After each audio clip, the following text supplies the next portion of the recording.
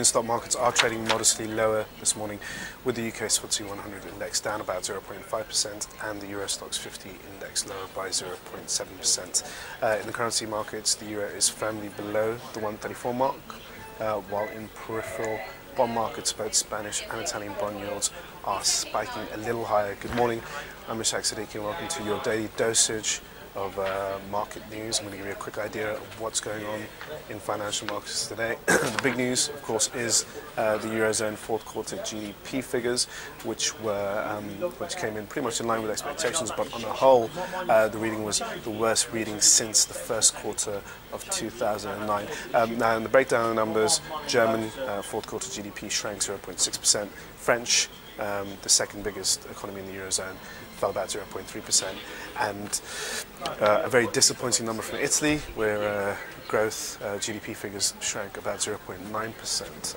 So again, suggesting that the Eurozone periphery is doing very poorly at the moment, and something that we're going to continue watching for a while and hearing for a while. It seems like for the next 6 months, Europe will be struggling and muddling through. So the figures were in line with expectations. I don't think the market was too surprised by the numbers on the whole. A poor fourth quarter was flagged very much so. However, the big concern now is what this means for 2013 and growth figures for the first quarter. We're seeing a mild pickup in Eurozone activity across the board. Perhaps that may be reflected in the first quarter figures, but at the moment right now markets are cautious after this fourth quarter GDP figure and are really just staying on the sidelines and not wanting to get involved in today's session, which is why we're taking profits across the board.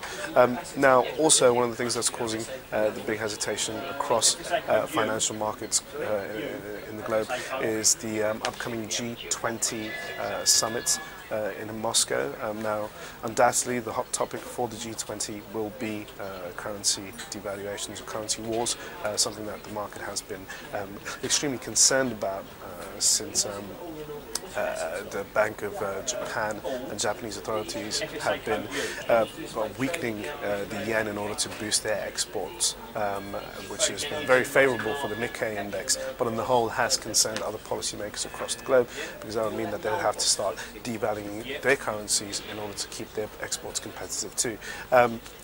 At this particular moment right now, when it comes to Europe, European leaders have pledged not to get involved into an all-right currency war. The G7, which is 7 of the most developed economies in the world, also pledged to avoid going into an outright currency war. This week, like I said, we have the G20 meeting. It's coming up.